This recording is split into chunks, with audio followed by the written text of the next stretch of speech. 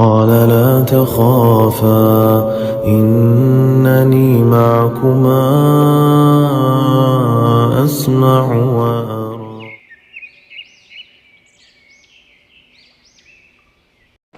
അസ്സലാമു അലൈക്കും വറഹ്മത്തുള്ളാഹി വബറകാതുഹു. ബിസ്മില്ലാഹിർ റഹ്മാനിർ റഹീം. ഇന്ന് നമ്മൾ ചർച്ച ചെയ്യാൻ പോകുന്നത് എന്താണ് മഹർ എന്നുള്ള വിഷയമായിട്ടാണ്. കുറച്ച് നാളായിട്ട് ക്ലബ് ഹൗസുകളിൽ പലപ്പോഴായി ഇസ്ലാമിൻ്റെ വിമർശനം എന്ന നിലയിൽ ലിയാഖത്തിൽ കൊണ്ടു നടക്കുന്ന ഒരു വിഷയമാണ് എന്താണ് മഹർ എന്ന് നിങ്ങൾക്ക് പറയാൻ കഴിയുമോ എന്ന് ചോദിച്ചുകൊണ്ട് പല പരിപാടിയിലും ഇദ്ദേഹം ചോദിക്കാറുണ്ട്. അതിന് കൃത്യമായിട്ടുള്ള മറുപടി മുസ്ലിങ്ങൾ എന്ന നിലക്ക് ഞങ്ങളുടെ കയ്യിലുണ്ട്. അപ്പോൾ അത് പറയാനുള്ള അവസരം പലപ്പോഴും നിഷേധിക്കപ്പെടാറാണ്. കാരണം ആ ഉത്തരത്തിലേക്ക് എത്തുമ്പോഴേക്ക് ലിയാഖത്തിലെ ഗ്രൂപ്പിലുള്ള ആളുകൾ കയറി ഇടപെടുകയും അത് ഉത്തരമെത്തുമെന്ന് കരുതി കഴിഞ്ഞാൽ ഇവരുടെ ഒരു സ്ഥിരം പരിപാടിയാണ് ഇടയിൽ കയറി ഇടപെടുക എന്നുള്ളത്. എന്തുമായിക്കോട്ടെ, ഇപ്പം ഞാൻ പറയുമ്പോൾ ആരും ഇടയിൽ കയറി ഇടപെടില്ലല്ലോ. അതുകൊണ്ട് തന്നെയാണ് ഈ വീഡിയോ ചെയ്യുന്നത്. അപ്പോൾ എന്താണ് മഹർ എന്ന് കൃത്യമായിട്ട് ലിയാഖത്തിലേക്ക് മനസ്സിലായിട്ടില്ല. എന്തായാലും ലിയാഖത്തിലിയുടെ ചോദ്യങ്ങൾ നമുക്കൊന്ന് കേൾക്കാം, എന്നിട്ട് ഉത്തരം പറയാം. അതല്ലേ നല്ലത്.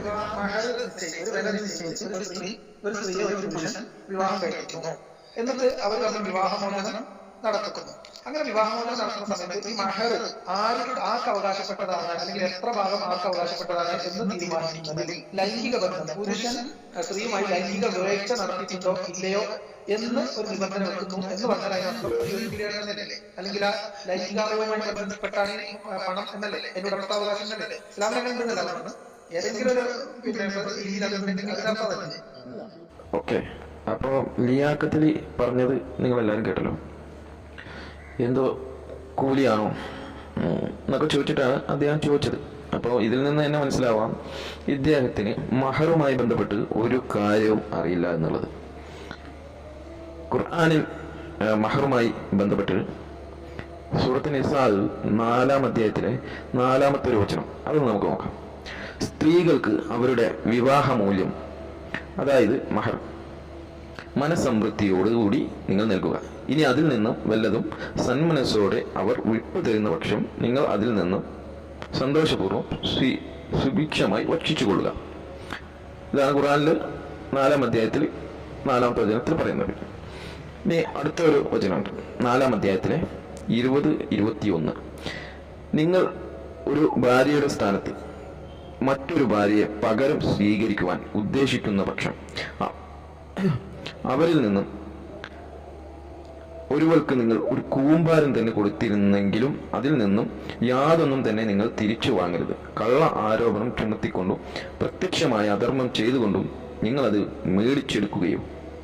ഇനി 21-ാമത്തേത്, നിങ്ങൾ അന്യോന്യം കൂടിച്ചേരുകയും അവർ നിങ്ങളിൽ നിന്നും കനത്ത ഒരു കരാർ വാങ്ങുകയും ചെയ്തിരുന്നിരിക്കെ നിങ്ങൾ അതെങ്ങനെ മേടിക്കും. ഇതാണ് ഖുർആനിൽ ആശയമായിട്ട് പറയുന്നത്. അപ്പോൾ ഇതൊന്ന് നമുക്ക് ചെക്ക് ചെയ്യാം. അപ്പോൾ ഇസ്ലാമിൽ മഹർ എന്ന് പറഞ്ഞാൽ സ്ത്രീകൾക്ക് മനസ്സമൃദ്ധിയോടുകൂടി അവർക്ക് കൊടുക്കുന്ന ഒരു സമ്മാനമായി കൊണ്ടാണ് ഖുർആൻ മഹറിനെ കാണിക്കുന്നത്. അത് സ്ത്രീകൾക്ക് അവകാശമുള്ള ഒരു സമ്മാനമാണ്. അത് സ്ത്രീയാണ് പറയേണ്ടത്. എനിക്ക് ഇത്ര സ്വർണം വേണം, അല്ലെങ്കിൽ ഇന്ന സാധനം വേണം എന്നുള്ളത് സ്ത്രീകളാണ് പറയേണ്ടത്. അല്ലാതെ നമ്മളെ ഇവിടെ ഈ ഇന്ത്യയിലും അങ്ങനെ പല സ്ഥലത്തും കാണുന്നത് പോലെ സ്ത്രീകളുടെ രക്ഷിതാക്കൾ അങ്ങോട്ട് പണം കൊടുത്തയക്കുന്ന ഒരു സാധനമായിട്ടല്ല ഇസ്ലാം സ്ത്രീകളെ കാണുന്നത്.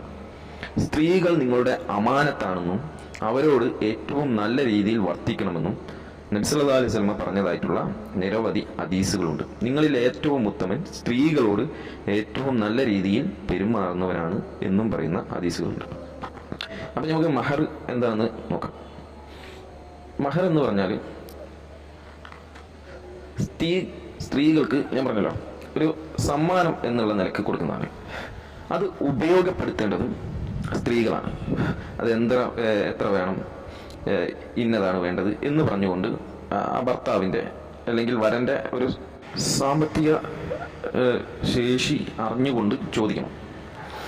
അപ്പോൾ അത് എത്രയാവാം, അതാണ് ഞാനിവിടെ പറഞ്ഞത്. ഒരു കൂമ്പാരം തന്നെ, ഒരു സ്വർണ്ണമല പോലെയുള്ള അല്ലെങ്കിൽ ഒരു കൂമ്പാരം പോലെ അധികം എത്ര ആയാലും കുഴപ്പമില്ല, അത് അവൻ്റെ ഒതുങ്ങുന്നതാവണം, കൊടുക്കാൻ കഴിയുന്ന രീതിയിലുള്ളത്. അതുപോലെ തന്നെ ഇനി കുറഞ്ഞ ഇതാണെങ്കിൽ ഒരിക്കൽ നബി സല്ലല്ലാഹു അലൈഹി വസല്ലമയുടെ അടുത്ത് വന്നിട്ട് ഒരു അനുചരൻ ചോദിച്ചു, എനിക്ക് വിവാഹം കഴിക്കാൻ എൻ്റെ കയ്യിൽ പണമായിട്ടോ അല്ലെങ്കിൽ ഒന്നുമില്ല എന്ന് പറഞ്ഞു. അപ്പോൾ നബി സല്ലല്ലാഹു അലൈഹി വസല്ലം പറഞ്ഞു, നിനക്ക് ഖുർആനിലെ ആയത്തുകൾ അറിയുമോ, എത്ര സൂറത്തുകൾ അറിയുമെന്ന് ചോദിച്ചു. അപ്പോൾ അദ്ദേഹം ഇന്നിന്ന ആയത്തുകൾ ഇന്നിന്ന സൂറത്തുകൾ അറിയാമെന്ന് പറഞ്ഞു. അപ്പോൾ നബി സല്ലല്ലാഹു അലൈഹി വസല്ലം പറഞ്ഞു, എന്നാൽ ആ വധുവിന് നീ അത് മഹറമായി പഠിപ്പിച്ചു കൊടുക്കുക എന്ന് പറഞ്ഞു. അങ്ങനെയും കൊടുക്കാൻ കഴിയും. ഇതാണ് കുറഞ്ഞതും പിന്നെ പണമായിട്ടുള്ളത് കൂടിയ എത്രയും കൊടുക്കാം എന്നുള്ളതാണ്. പിന്നെ ഇത് ഉപയോഗപ്പെടുത്തേണ്ടത് സ്ത്രീയാണ്. സ്ത്രീക്കാണ് അത് അവകാശം, ഈ മഹർ എന്തിന് ഉപയോഗിക്കാം എന്നുള്ളത്. അത് ഏത് രീതിയിൽ വേണമെങ്കിലും സ്ത്രീക്കത് ഉപയോഗിക്കാം. ഒന്നെങ്കിൽ തൻ്റെ രക്ഷിതാക്കളാണ്, തങ്ങളുടെ മാതാപിതാക്കളാണ് ഇത്രയും കാലം തന്നെ പോറ്റി വളർത്തിയത്, അതുകൊണ്ട് അത് അവർക്ക് കൊടുക്കാം. അതല്ല ഇനി അത് എടുത്തു വച്ചിട്ട് തൻ്റെ മക്കൾ മറന്നു വരുമ്പോൾ മക്കൾക്ക് കൊടുക്കാം. അതല്ല പിന്നെ വരുന്ന ഒരു ഓപ്ഷൻ മാത്രമാണ് ഈ വിവാഹമോചനം അഥവാ ചെയ്യപ്പെട്ടാൽ അതൊരു ജീവിതത്തിൻ്റെ മുന്നോട്ട് നീങ്ങാനുള്ള ഒരു ഉപാധിയായിട്ട് ആ ധനം ഉപയോഗപ്പെടുത്താം എന്നുള്ളത്. അപ്പോൾ ഇതൊരു സെക്യൂരിറ്റി ആയിട്ട് കൊടുക്കുന്നതിന് അപ്പുറം സ്ത്രീക്ക് കിട്ടുന്ന ഒരു സമ്മാനം കൂടിയാണ്, മനസ്സമൃദ്ധിയോട് പുരുഷൻ കൊടുക്കുന്ന ഒരു സമ്മാനം കൂടിയാണ്. പിന്നെ അത് തിരിച്ചു വാങ്ങാനും ഒന്നും അധികാരം ഈ ഭർത്താവിന് ഇല്ല. ഇനി അവളത് ഈ മനസ്സമൃദ്ധിയോടുകൂടി എന്തെങ്കിലും ആവശ്യത്തിന് ഭർത്താവിന് കൊടുക്കുകയാണെങ്കിലും അതും പ്രശ്നമില്ല. അത് സ്ത്രീയുടെ ധനമാണ്, അത് ആ രീതിയിൽ അവർക്ക് ഉപയോഗപ്പെടുത്താൻ കഴിയും എന്നുള്ളതാണ്. ഇനി ഈ ആയത്തിനെ തന്നെ വിശദീകരിച്ചുകൊണ്ട് ഒരു ഹദീസ് കൂടി ഞാൻ പറയാം. അതായത് ഉമർ റളിയല്ലാഹു അൻഹുവിൻ്റെ കാലത്ത്, അതായത് ഖിലാഫത്തിൻ്റെ കാലത്ത്, ഒരു ഇമാം അഹമ്മദ് അബുലായ റളിയല്ലാഹു അൻഹു മുതലായവയിൽ നിന്നും പല മാർഗങ്ങളായിട്ട് ഉദ്ധരിച്ച ഒരു സംഭവത്തിൻ്റെ ഒരു ചുരുക്കം ഇങ്ങനെയാണ്. അതായത് സ്ത്രീകളുടെ മഹറിൽ അതിര് കവിയരുത്. റസൂൽ സല്ലല്ലാഹു അലൈഹി വസല്ലം അവിടുന്ന് ഭാര്യമാർക്ക് 400 വെള്ളിപ്പണത്തിലധികം മഹറായി കൊടുത്തിട്ടില്ല.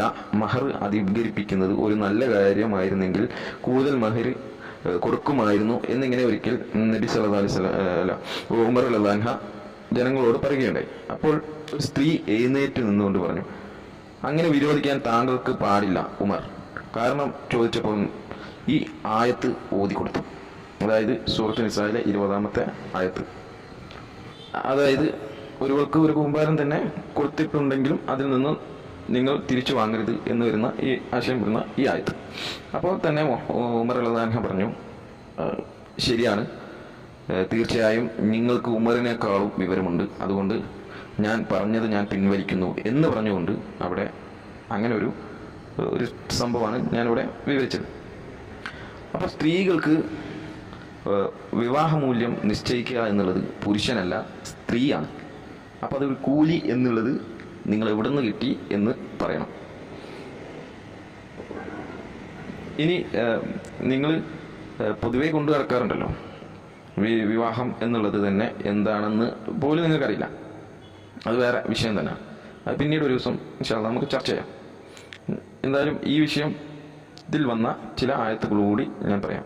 വിവാഹ മോചനമാണുള്ള പ്രശ്നം, നമുക്ക് ഇനി അതൊന്ന് നോക്കാം. സൂറ ബഖറയിൽ 236-ാമത്തെ ഒരു ആയത്തുണ്ട്. നിങ്ങൾ ഭാര്യമാരെ സ്പർശിക്കുകയോ അവരുടെ വിവാഹമൂല്യം നിശ്ചയിക്കുകയോ ചെയ്യുന്നതിന് മുമ്പായി, അതായത് ബന്ധം വേർപ്പെടുത്തിയാൽ, അതായത് ഇനിയിപ്പം നമ്മൾ ഒന്ന് ഈ വിവാഹം കഴിക്കാനുള്ള ഒരു നിശ്ചയം പറയല്ലോ, ഇങ്ങനെ കണ്ടിട്ട് ഇഷ്ടപ്പെട്ടു അങ്ങനെ, പക്ഷെ ഈ മഹർ നിശ്ചയിച്ചിട്ടില്ല എന്ന് വിചാരിക്കാം. ആ സമയത്ത് ഇത് പിരിയാന്ന് വിചാരിക്കാം, ഈ വിവാഹം നടക്കാതെ പിരിയാണ്. അപ്പോൾ എന്ത് ചെയ്യാം, അതാണ് ഇത് പറയുന്നത്. അപ്പം മഹർ അവിടെ കൊടുക്കണമെന്ന് നിർബന്ധമില്ല, പക്ഷേ നിങ്ങൾക്ക് കുറ്റമില്ല. എന്നാൽ അവർക്ക് നിങ്ങൾ മര്യാദ അനുസരിച്ച് ജീവിത വിഭവമായി എന്തെങ്കിലും നൽകേണ്ടതാണ്. കഴിവുള്ളവൻ തൻ്റെ കഴിവനുസരിച്ച്, ഞെരുക്കമുള്ളവൻ തൻ്റെ സ്ഥിതിക്കനുസരിച്ചും. സദ്വൃത്തരായ ആളുകൾക്ക് ഇതൊരു ബാധ്യതയത്ര, ഇതൊരു ബാധ്യതയാണ്. അഥവാ വെറുതെ പോയി കണ്ട് പക്ഷെ ഇഷ്ടപ്പെട്ടില്ല എന്ന് പറഞ്ഞു പോരുന്ന കാര്യമല്ല. പക്ഷെ നമ്മൾ ഇഷ്ടമാണ്, പക്ഷെ മഹർ ഇത്ര എന്നൊന്നും പറഞ്ഞിട്ടില്ല സ്ത്രീ. എന്നാലും ഇത് കണ്ട് എന്ന് വിചാരിക്കാം, കണ്ടു കഴിഞ്ഞ് മഹർ നിശ്ചയിക്കാന്നൊക്കെ പറഞ്ഞു പോയി. അതിന് ശേഷം ഈ ബന്ധം വിരിയാണെങ്കിൽ അവർക്ക് എന്തെങ്കിലും കൊടുക്കണം എന്നാണ് പറഞ്ഞിട്ടുള്ളത്. ഇത് എവിടെ നിന്നാണ് നിങ്ങൾക്ക് കാണാൻ കഴിയുക? ഇങ്ങനെ ഇത്രയും പെർഫെക്റ്റ് ആയിട്ട് പറഞ്ഞ എവിടെ നിന്നാണ്? നിങ്ങൾക്ക് പോലും അങ്ങനെ ചെയ്യാൻ കഴിയില്ല. ഇനി സൂറത്ത് ബക്കറയിൽ തന്നെ 237 ഒരു വിധിയുണ്ട്, അത് നമുക്കൊന്ന് വായിക്കാം. ഇനി നിങ്ങൾ അവരെ സ്പർശിക്കുന്നതിന് മുമ്പ് തന്നെ വിവാഹം വേർപ്പെടുത്തുകയും അവരുടെ വിവാഹ മൂല്യം നിങ്ങൾ നിശ്ചയിച്ചു കഴിഞ്ഞിരിക്കുകയും ആണെങ്കിൽ നിങ്ങൾ നിശ്ചയിച്ചതിൻ്റെ പകുതി നിങ്ങൾ നൽകേണ്ടതാണ്. അവർ ഭാര്യമാർ വിട്ടുവീഴ്ച ചെയ്യുന്നതല്ലാതെ, അതായത് ഈ മഹർ കൊടുത്തിട്ടുണ്ടെങ്കിൽ തന്നെ അതിൻ്റെ പകുതി കൊടുത്താൽ മതി, പക്ഷെ അത് ഈ സ്ത്രീ സമ്മതിക്കുകയും വേണം. അതാണ് ഇവിടെ പറയുന്നത്. അല്ലെങ്കിൽ വിവാഹക്കര കൈവശം വെച്ചിരിക്കുന്നവർ, അതായത് ഭർത്താവ് മഹർ പൂർണ്ണമായി നൽകിക്കൊണ്ട് വിട്ടുവീഴ്ച ചെയ്യുന്നതിലല്ലാതെ. എന്നാൽ ഭർത്താക്കന്മാർ നിങ്ങൾ വിട്ടുവീഴ്ച ചെയ്യുന്നതാണ് നിയമനിഷ്ഠയ്ക്ക് കൂടുതൽ യോജിച്ചത്. നിങ്ങൾ അന്യോന്യം ഔദാര്യം കാണിക്കാൻ മറക്കുകയും ചെയ്യരുത്. തീർച്ചയായും നിങ്ങൾ പ്രവർത്തിച്ചിരിക്കുന്നതെല്ലാം അള്ളാഹു കണ്ടറിയുന്നവനാകുന്നു. ഇതാണ് ഇവിടെ പറയുന്നത്. കൃത്യമായിട്ട് കാര്യങ്ങൾ വിവരിച്ച് പറഞ്ഞിട്ടുണ്ട്. അപ്പം ഇതൊന്നും നിങ്ങൾ കണ്ടിട്ടില്ല എന്ന് പറഞ്ഞാൽ നിങ്ങളൊരു അന്ധനാണോ എന്ന് എനിക്ക് ചോദിക്കാനുള്ളൂ. ഈ വാക്കുകളൊക്കെ കൃത്യമായിട്ട് വായിക്കുന്ന ഏതൊരു മനുഷ്യനും മനസ്സിലാവും. കാരണം സ്ത്രീക്ക് കൊടുക്കുന്ന ഒരു സമ്മാനമാണ് ഇത് എന്നുള്ളത്. പിന്നെ എങ്ങനെയാണ് താങ്കൾക്ക് ഇത് നിഷേധിക്കാൻ കഴിയുന്നത്? ഇവിടെ പറഞ്ഞിരിക്കുന്നത് തന്നെ വളരെ വ്യക്തമാണ്. അതായത് ഇനി അവരെ സ്പർശിക്കുന്നതിന് മുമ്പ് തന്നെ വിവാഹം കഴിഞ്ഞ് പക്ഷെ അവരുമായി സ്പർശനം ഒന്നും നടന്നിട്ടില്ല എന്ന് വിചാരിക്കാം. അതായത് ലൈംഗിക ബന്ധമോ ഒന്നും നടന്നില്ല, എന്നാൽ പോലും നിശ്ചയിച്ചതിൻ്റെ പകുതി കൊടുക്കണം. അതും പകുതി നിർബന്ധമായിട്ട് കൊടുക്കേണ്ടതാണ്. അത് സ്ത്രീ വിട്ടു തന്നാൽ അല്ലാതെ എന്നും ഇവിടെ പറഞ്ഞിട്ടുണ്ട്. പക്ഷെ ഔദാര്യം കാണിക്കാൻ പ്രത്യേകം ശ്രദ്ധിക്കണം. കാരണം അത് സ്ത്രീ അവരുടെ ഒരു പുരുഷന്റെ ഒരു സാമ്പത്തിക സ്ഥിതിയും കൂടി നോക്കിയിട്ട് കണ്ടറിഞ്ഞ് അങ്ങോട്ടും ഇങ്ങോട്ടും ചെയ്യേണ്ട ഒരു ഔദാര്യമാണിത്. അപ്പോൾ ഭർത്താക്കന്മാരാണ് വിട്ടുകൊടുക്കുന്നതാണ് ഏറ്റവും നല്ലത്. കാരണം പൂർണ്ണമായിട്ട് കൊടുക്കുന്നതാണ് ഏറ്റവും നല്ലത് എന്നാണ് ഇവിടെ പറയുന്നത്. അപ്പോൾ ഇതെങ്ങനെയാണ് നിങ്ങൾ പറഞ്ഞ ആ കൂലിയാവുക? ഒന്ന് വിചിന്തനം ചെയ്യേണ്ടേ മിസ്റ്റർ?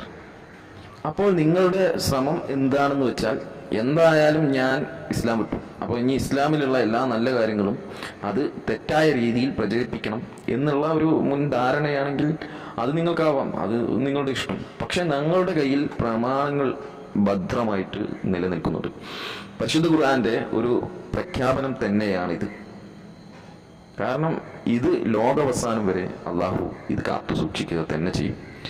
നിങ്ങളുടെ വായ് കൊണ്ട് നിങ്ങൾ ഈ പ്രകാശത്തെ കെടുത്താൻ ശ്രമിച്ചാലും അള്ളാഹു അത് അവൻ്റെ പ്രകാശം അത് പൂർത്തിയാക്കാതെ അടങ്ങുകയില്ല. സൂറത്ത് തൗബയിൽ 34 വചനത്തിൽ പറയുന്നുണ്ട്. അപ്പം നിങ്ങൾ എത്ര ഒച്ചയിട്ടിട്ടും കാര്യമില്ല, സത്യം ഞങ്ങളുടെ മുന്നിൽ ഇവിടെ പൂർണ്ണമായി തന്നെയുണ്ട്. അപ്പോൾ എന്ന് പറഞ്ഞു, ഇത്രയും പറഞ്ഞുകൊണ്ട് ഞാൻ എൻ്റെ വാക്കുകൾ ചുരുക്കുകയാണ്. കാരണം ഒരുപാട് കാര്യങ്ങൾ ഇസ്ലാമിലെ വിവാഹത്തെക്കുറിച്ച് പറയാനുണ്ട്, മഹറുമായി ബന്ധപ്പെട്ട് തന്നെ പറയാനുണ്ട്. പക്ഷേ ഈ ഒരു ചെറിയ വീഡിയോയിൽ ഇത്രയും പറഞ്ഞുകൊണ്ട് ഞാൻ എൻ്റെ വാക്കുകൾ ഉപസംഹരിക്കുകയാണ്. എന്തായാലും ലിയാഖത്തിൽ ഇസ്ലാമിൻ്റെ വിവാഹവും മഹറും എന്താണെന്ന് ഒന്നുകൂടി പഠിക്കുക, എന്നിട്ട് വരും. ഇത്രയും പറഞ്ഞുകൊണ്ട് ഞാൻ എൻ്റെ വാക്ക് നിർത്താൻ. വാഹൃദവാൻ അൽഹംദുലില്ലാഹി റബ്ബിൽ ആലമീൻ. അള്ളാഹു നമുക്ക് സത്യമെല്ലാം മനസ്സിലാക്കാനുള്ള കഴിവ് തരട്ടെ. അസ്സലാമു അലൈക്കും വറഹ്മത്തുള്ളാഹി വബറകാതുഹു.